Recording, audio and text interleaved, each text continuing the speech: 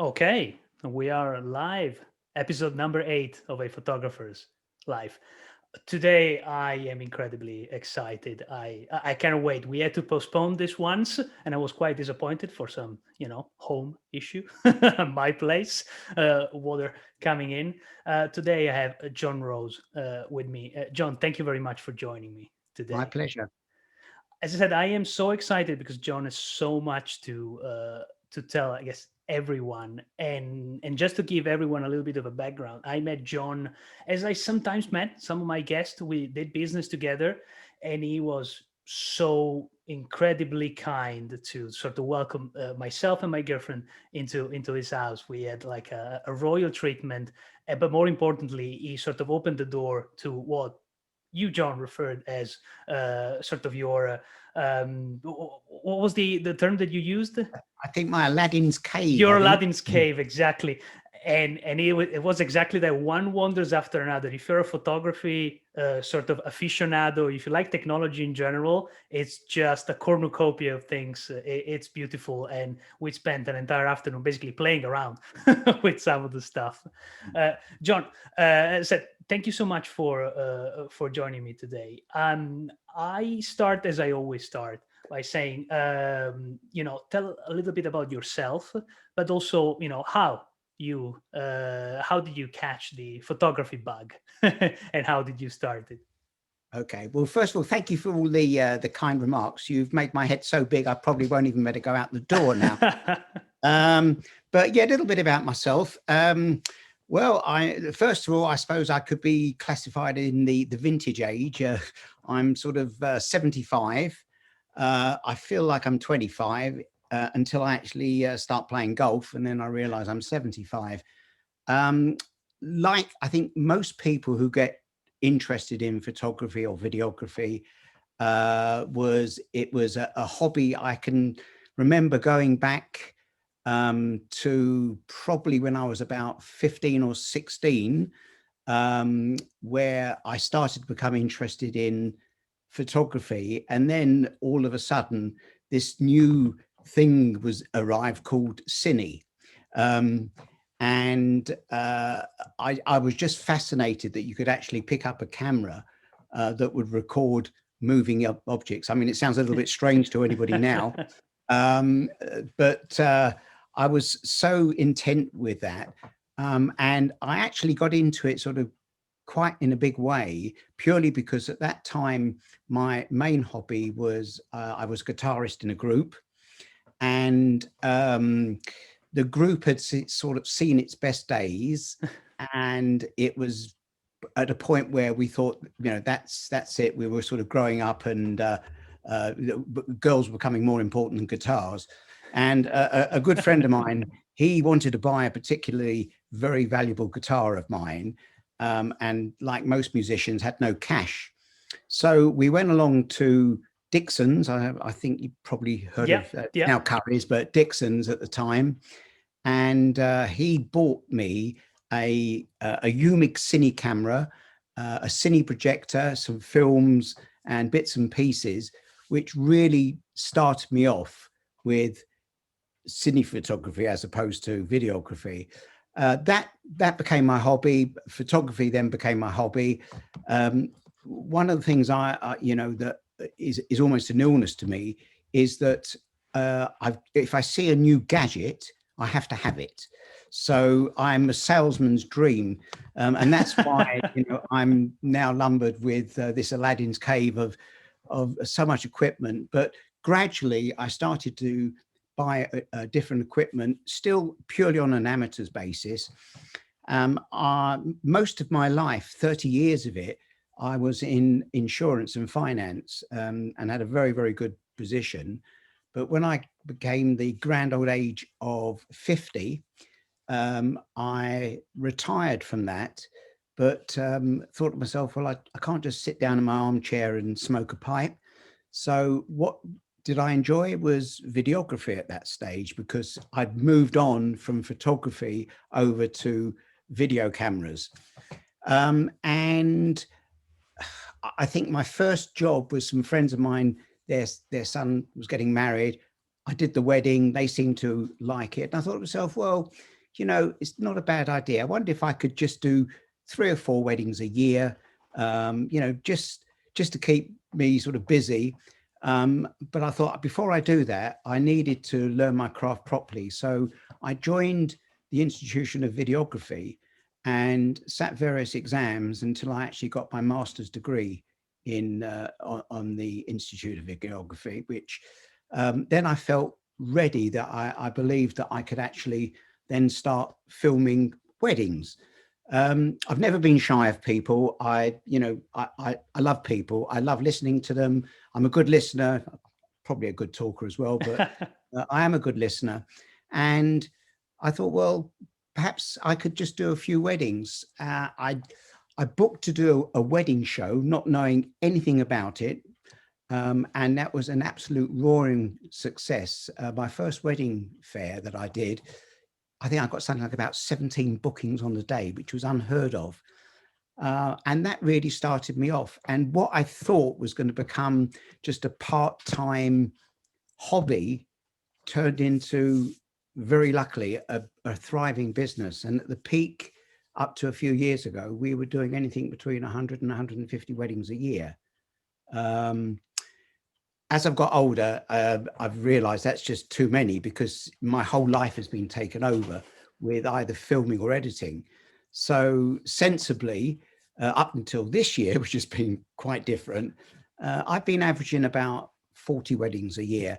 I absolutely love it. I get a real buzz. To me, it's my leisure time. I'm meeting lovely people. You're with them presumably on the happiest day of their year. Doesn't always work that way, but generally speaking, uh, to me, my camera is my paint and easel. You know, I can't, you know, I can't draw, I can't paint, but with a camera I can produce. And the nicest feeling I think you can get is when it's finished, edited.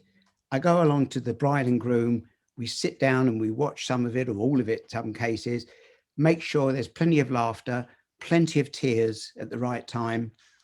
And then I feel as if I've achieved something, and I absolutely love it. This year has been totally different. I should have had about 40 bookings this year, all of which, other than a couple that I've still managed to do this year, have been moved till next year. And all we can hope and pray is that next year it will go back to normal. Yeah. Well, I mean, you said so many things. I need to sort of rewind and ruin in my head. Obviously, our we're recording now immediately after the Prime Minister announced another Yes. month of full lockdown, no commingling in indoor, obviously weddings, parties of any kind. That's a big blow to the business. And this is unfortunately the same Mhm. message that I've heard from other photographers that are struggling in their own ways. But you also, I mean, you obviously, you said you like people, and people obviously like you. That you have this energy when people sort of already feel that definitely your craft. That you have a classical training. I mean, I'm from a generation that learned from YouTube. Right, so the Right. idea of going through a master's degree, it's very interesting, because most people will say, "Oh, just go on YouTube. There's a tutorial, or learn by yourself." And I'm be very curious as a first thing. What do you think did you learn through a proper training and your proper curriculum that maybe separate from all other people that many wedding photographers especially are sort of self-taught at the end of the day, Yeah. and do you think that helped you when you started your business to sort of separate it from others that were just showing up at the wedding with no real preparation? Yeah. Well, I think if you break it down, I think whether it's photography or videography, is, I would say, 60, 70% people presentation and 30, 40% skill.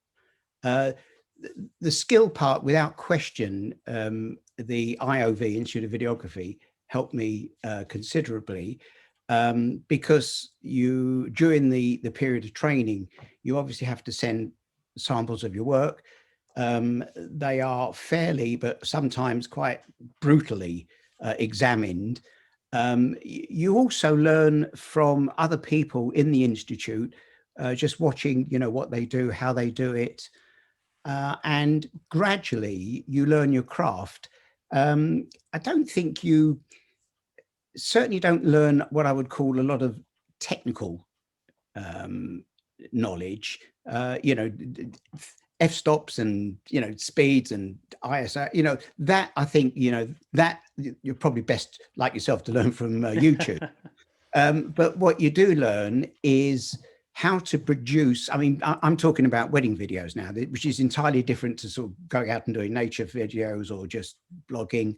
But with wedding videos, I think the main criteria is to produce something that the clients want, as opposed to what you think they want.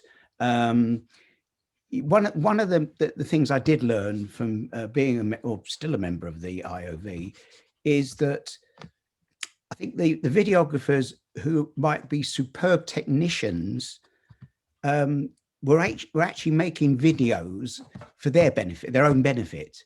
Look how clever I am. Look at the effects I can do.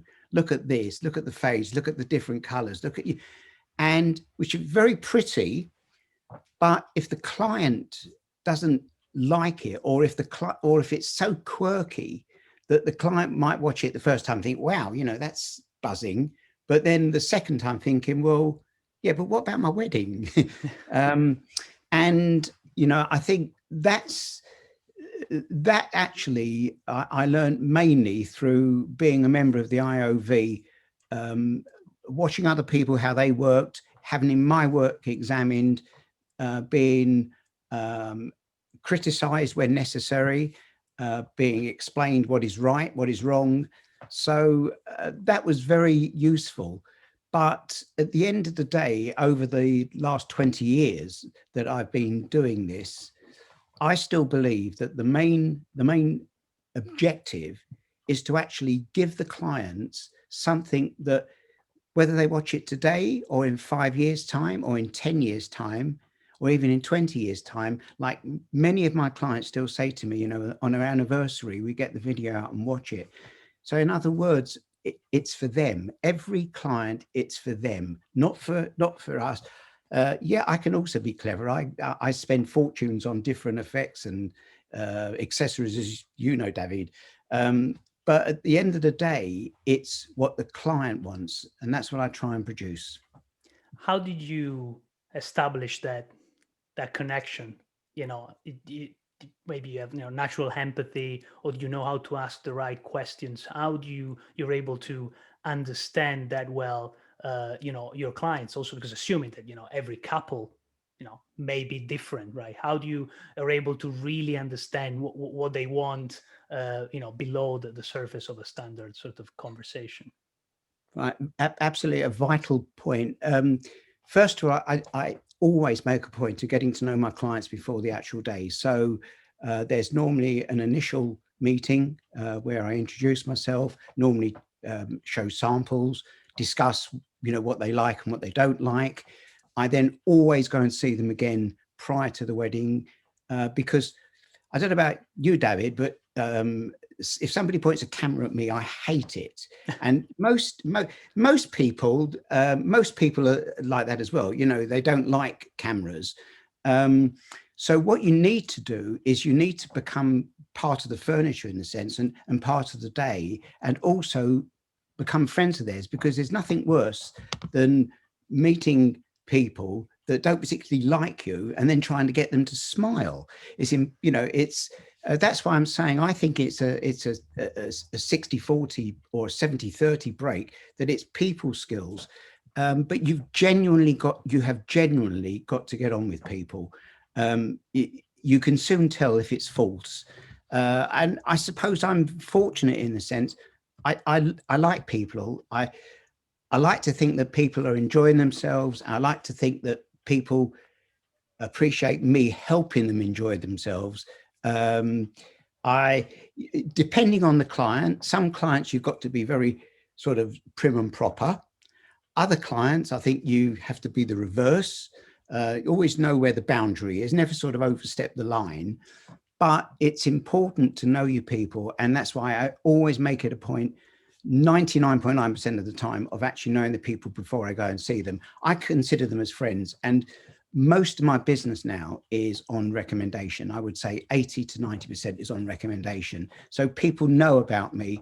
They either like me or they hate me. If they hate me, they wouldn't book me anyway. So yeah, I actually find that bit very easy to get on with. Have you ever turned down a client because you didn't like them? Um, You don't have to name names, and doesn't have to be. Yeah, I remember that day. Yeah. I did. Very, very okay.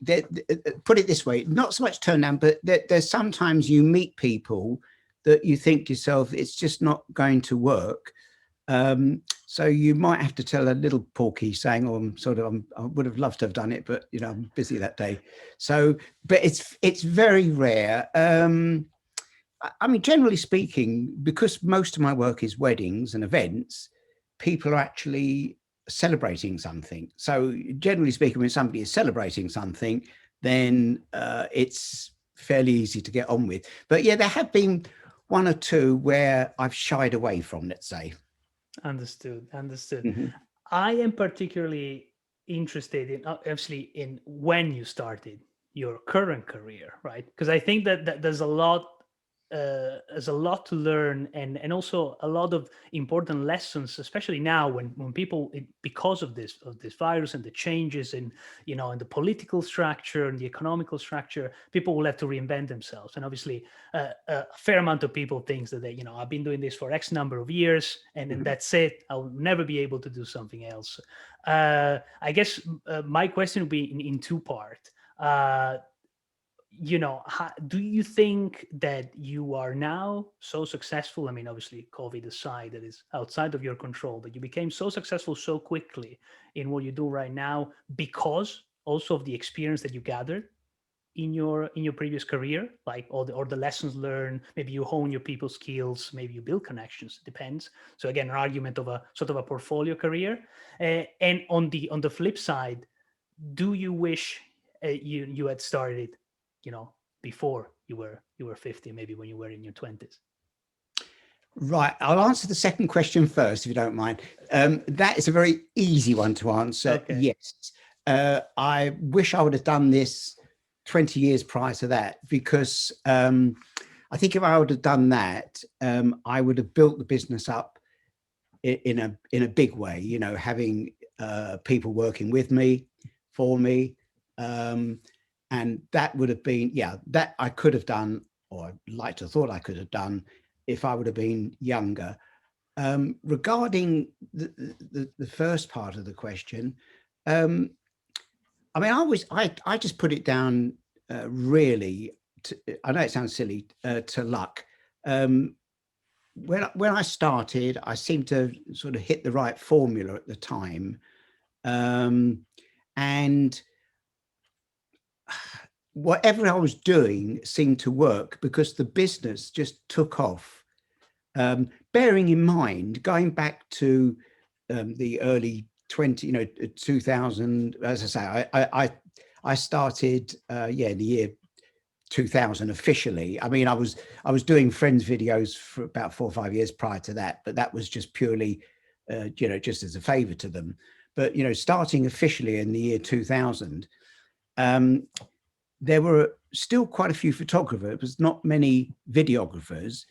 And also at the time, that was when digital was a dirty word. You wouldn't see a photographer, put an SD card into a camera.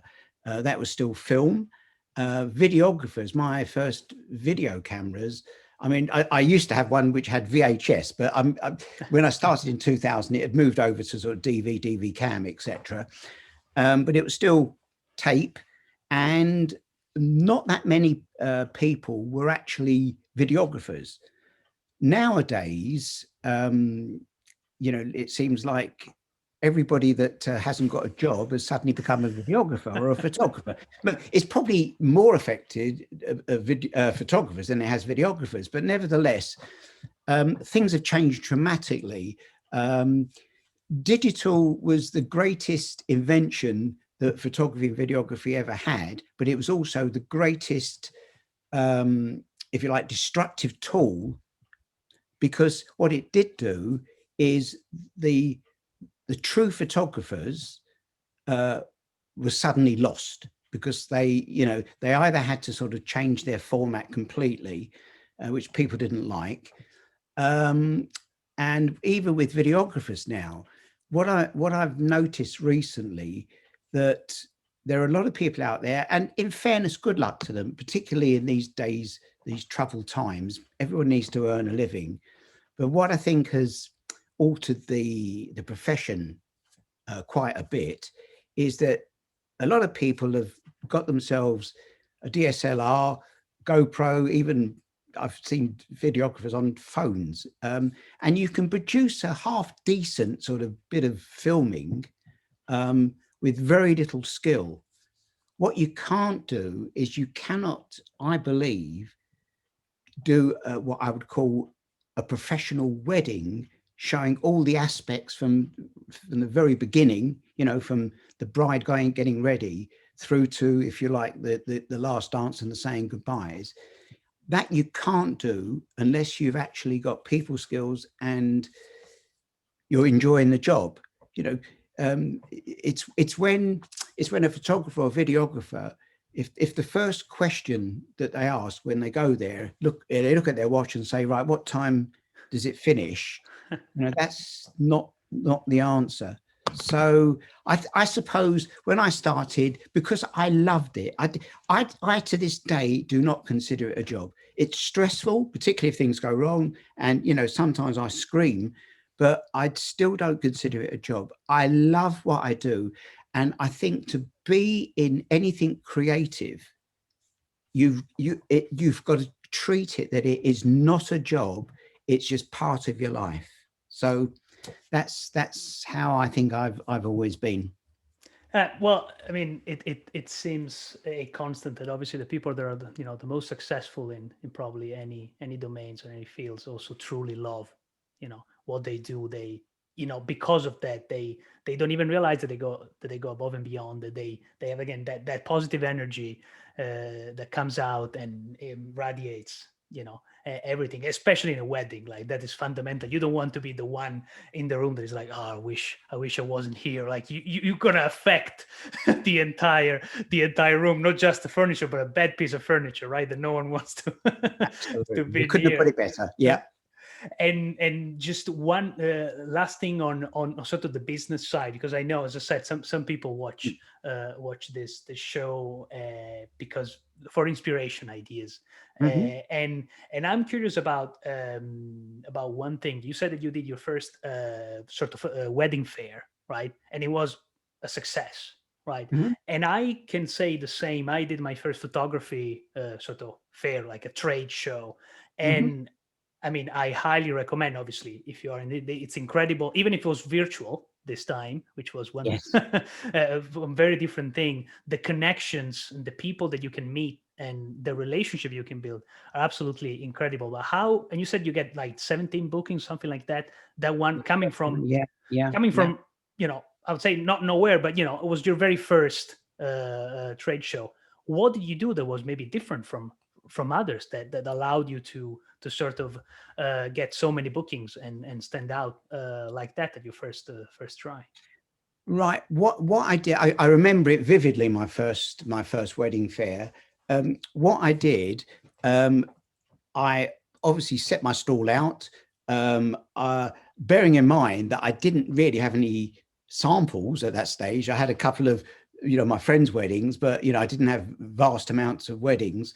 So I set my stall out, and what I did do is I noticed that the bridal show that was sort of being shown every 3 hours, that the first one, the show went on and then went off. So I went up to the organizers and I said to them, would you like me to film it? And they sort of hesitated. I said, don't worry. I said, I don't want any money. I said, but it's just that it looks good. You know, I'd like to film it. Do it. Strange enough, doing that, and of course you've got all the brides and the, you know, and the very happy to be grooms sitting next to them, wishing they were at home watching the football. Could see that I was the one filming. My stand was virtually next to it. So straight after the show, people were coming to me because I was the videographer there. So, you know, just a little bit of lateral thinking. It doesn't happen anymore as such, because at most wedding fairs, there's normally you know, half a dozen or more photographers and the same videographers. And what I find happens now is that people go around, and because it's noisy, and you can't, and you know, even got samples showing, and people say that's wonderful, that's great, and they go next door, and that's wonderful and great. When the time they actually leave, they can't remember who's who. So you might get a phone call every now and then. But what I do, and I still find successful, I actually always say to people, look, you know, this is not the best environment to sit and actually see, you know, what my work is like. But I'm quite happy without any obligation to come over and see you at your convenience. Give me the name of the venue you got it. And I said 9 out of 10 times I will have filmed there, and I'll bring you a sample of it. And people do react well to that. So you have to sort of, if you like, change with the times. Gone are the times where you could go into a wedding fair and you expect to be the only person there. So yeah, you've got to adapt, if you like. What would you do if you had your first wedding fair in 2021? Right. Well, if this was my first wedding fair now, I think I would have to go in with some special off. I think, you know, you've got to be sensible. People are still geared by cost, etc. And I think you've got to be honest with people. You know, tell them you're newly set up. Obviously, have samples of your work. It's vital that you've got samples of your work. And I think it's important, I believe, to actually go and speak to people at their own home, if you know, rather than try and conduct business in a very, normally they're busy, they're crowded, people are wandering by. As you're talking to one person, there might be somebody waiting, and if they're too long, you think, so, well, I better hurry up with this one, which is totally wrong. You should always concentrate on who you're actually speaking with. But it can be very distracting. So if it was me, if I was doing it now, I would perhaps, you know, ask for their details. I have in the past given samples away, you know, just given a sample of the work, which is quite good. Take, if you like, their phone number, ask them if it's okay just to contact them, and if they're interested, to make arrangements to go and see them. That's what I would do now. Excellent. I think that many people would benefit from this advice. Obviously, preparation of this, I really wanted to ask the question I'm about to ask, because you've been to so many weddings, and we all know that weird things can happen at a wedding, right? And again, without disclosing any, you know, names or specific things, what's the weirdest thing that happened to you at someone else's wedding while you were filming? The weirdest thing That you can tell, this is going on YouTube, right? So yeah, you know, there's some policies, some guidelines we're not able to. Yeah. So. I suppose the weirdest thing, and obviously without mentioning any names, was one where I've actually had the situation where a bride hadn't actually turned up on the day. Right. That happened once, Okay. which was not amusing. Very. I have actually had a groom faint in front, and I was actually on a tripod, and I had earphones in, and my immediate reaction was to save him. So I sort of leaned forward, and I actually managed to catch him, just about managing not to trip my my tripod over. So that was quite amusing as well. I've been very lucky. I've not had, I think in my whole time, I've not had sort of fights or anything like that as such. I did once do a goth wedding, which was Oh, fascinating wow. because everyone was in reverse. The bride was in black, the groom was in white, and that was good fun. That really was. So, and I've been very, very lucky. I've done so many different religious weddings, and also, you know, unusual weddings, and it's lovely, it's wonderful to see different cultures, you know, whether it be Hindu, Chinese. A few weeks ago I did the most wonderful, even though with 15 people, I did the most wonderful African wedding, which is a 2-day affair, and that was absolutely beautiful. It was only if it was the out of all this year, I think it's the only one that wanted to carry on. Originally, I think there was supposed to be 300 to 400 people, but they were determined to get married, and there were 15 people. It was a 2-day affair because they have the African ceremony on one day, and then the English ceremony the second day. And it was just beautiful. The costumes are beautiful. The people are beautiful. But it's lovely to see different cultures and different religions. And I just think I'm very, very lucky that I've actually, in my last 20 years, witnessed the most beautiful weddings. But there have been one or two where, yeah, I think actually another one springs to mind was one which goes back to one of the World Cups. Okay, when? I'm just trying to think. It would have been probably about 2004, 2008, where the bride and groom were supposed to be having their first dance, and the groom insisted him and his mates went next door and watched the match instead. The bride was not happy. That's a great way to start It was a great way. a life together. Yeah, the life actually didn't last more than 6 months. I can tell you that. Yeah. So yeah, but that wasn't, you know, the best of days, to be honest. Yeah, well, I mean, it must be fascinating to see, you know, to be part of so many special moments, but also I don't know if you were able to keep in contact or to see how this unfolds, and maybe, and I don't know if it's a natural sort of fallacy of humans, then you, because in 6 months maybe they split up, then you say, oh, but that was a sign that something was wrong, or otherwise you're filming and you can see there is a chemistry, then the bride and the groom say that it's going to be, you know, if not forever, for a long time, and you can tell because you've been through so many. You'd be you know, you could predict how long the marriage would be after so many. And that's a fascinating position. You know, you're the only one that can, even people that are sort of serial wedders, you know, they would never Yes, make yeah, the yeah, the number of wedding that you made, right? That's yeah, yeah. Well, I've done well in excess of nearly 3,000 weddings. wow. What's the farthest that you've been, you know, outside of the Furthest, UK? Australia. Australia. Yeah, Wow. that was What? absolutely beautiful. They got married on a private island, um, and it was glorious. Wow. That was glorious. I, When was it? that was probably about 9, 10 years ago. I've been very lucky. I've done Australia, South Africa, Cyprus, Spain, Minorca, Gretna Green. Yeah, so I've done quite a few. Fantastic. Fantastic. Yeah, as usual, I ask my guests to send me some pictures, and I want to show definitely one, probably a second one as well. Let me see if I can, because it was like, well, that's not what I expected, and so, and I have no backstory, and so I want you Right. to tell me. What? Let me see if I can share my screen.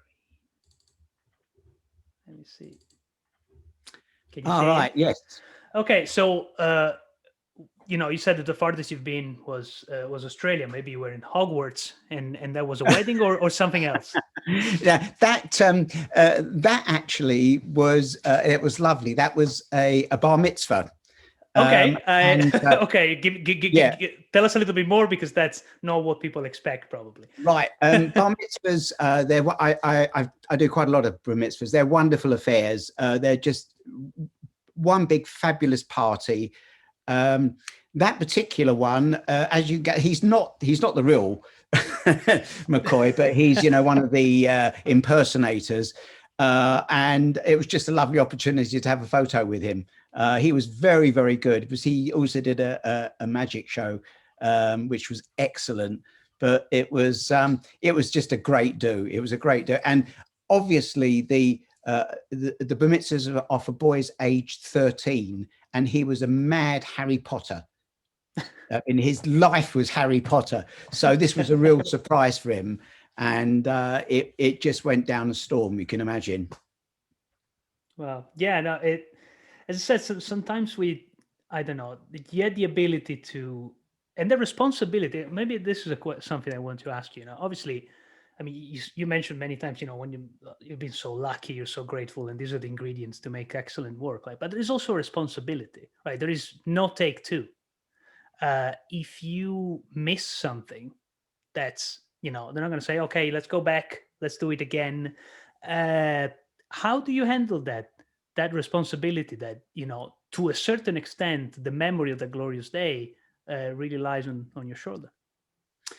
Very much so. I mean, I think I would share the sentiments of many videographers, that that's the one thing you dread, is something going wrong, because you're quite right, you can't do it again. I did actually have an occasion a few years ago where the first dance, which obviously is very important, the first dance of the bride and groom, when I checked, it just hadn't, there'd been a camera fault. Now, I thought, so what do I do? So what I did, I went up to the bride and groom, I explained the situation, I went up to the DJ, and he handled it very well. He said, ladies and gentlemen, that was so good, we're going to do it again. So that, but what you have to do, in fairness, if it's something serious, you've got to be honest with people. If something hasn't worked, then you've just got to be truthful with people. It's not, you can't sweep things under a carpet. You can't hide things. You just got to hope that you can overcome it somehow. But the old phrase, honesty is the best policy, is the truth, actually. Yeah, very much so. I think it's sometimes, because it's obviously it's painful in the moment. Mm, uh it's a simple advice, but it's not always followed, and yeah, obviously the consequences are far, far greater. But yeah, it's, and sometimes, like in that case, it's possible yeah, to say yeah, some of it. So sometimes we yeah. also overestimate that. In light of, the years of experience and exposure that you have to so many, people, ultimately, Mhm. what is the thing that you know now that you wish you had known when you started? Uh, oh, that's a difficult one. I well, I suppose the best way to answer that would be, when I occasionally look back at my early work, because quite often you'll get somebody phones up and they've either lost the DVD or the tape in the old days, and is there any way of recovering it? And I keep all of my jobs. I've got, I think you've seen this. I've actually got I did. boxes of DVDs, hard drives, etc. And when I actually perhaps make a copy of something that was in my early days, um, I actually realise what I was doing wrong, if you like. So, uh, but sometimes you actually also look at something and think to yourself, I should still be doing that now, and I don't. So really, it's looking at your previous work, but also I think it's quite important to look at other people's work, because never assume that you're the best at anything, because you're not. Nobody's the best at anything. You can learn, you can always learn from other people. And once again, you've then got to, if you like, convey that to yes, I think that looks really good, but would my clients like something like that? And you would ask people, you know, would you like so and so, such and such, and work around there. So I'm forever learning. You know, it's a continual learning curve. Nobody is perfection. Yeah. So yeah. But have you, in your professional development, have you met anyone that you consider, a mentor for you, that really sort of help you reaching, getting to the next level, or really improving your skills? Um, I wouldn't say I've met anyone who's a mentor. Um, what I have been very lucky enough is that I work with in the past with some really great photographers, and I think you learn an awful lot by working with other people in similar scenarios as yourself. And yeah, I'm lucky.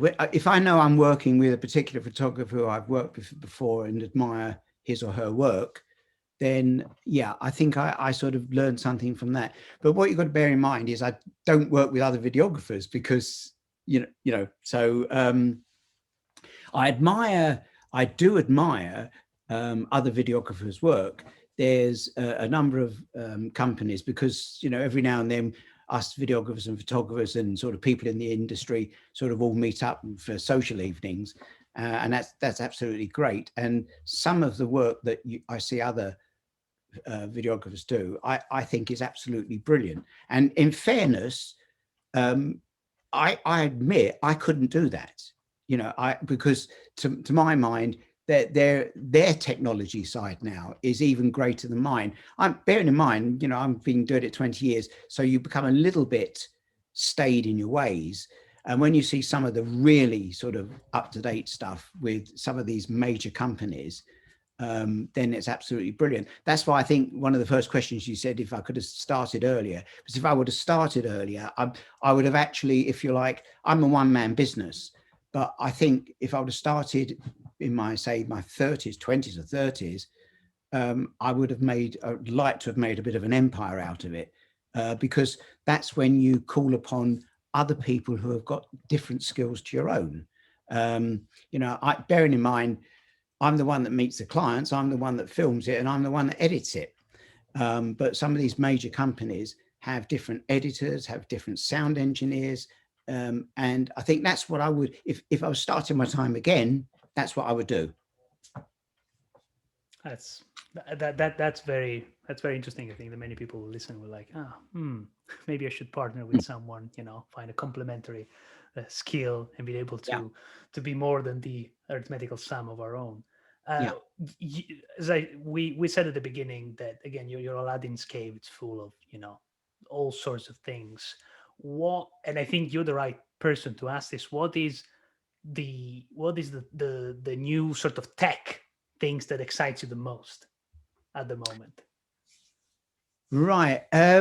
Well, without question, moving away from the larger camcorders that I was so used to, into DSLRs, uh, I now think is one of the best things I've ever done. DSLRs now, without question, are producing the both optically and sound wise, absolutely fantastic quality. Um, like most people, my cameras have all got 4K. Never use it.